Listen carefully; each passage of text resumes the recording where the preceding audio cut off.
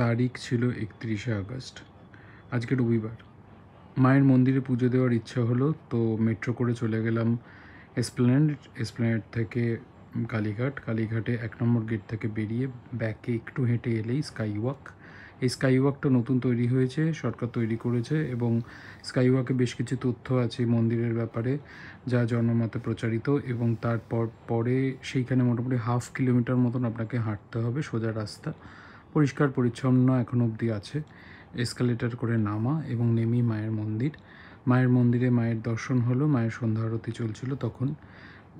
বাবা মহাদেবের দর্শন হলো। আজ রাধাষ্টমী, তো রাধা গোবিন্দের দর্শন হলো, পুজো সুসম্পন্ন হলো এবং তারপরে বাড়ির দিকে রওনা হলাম।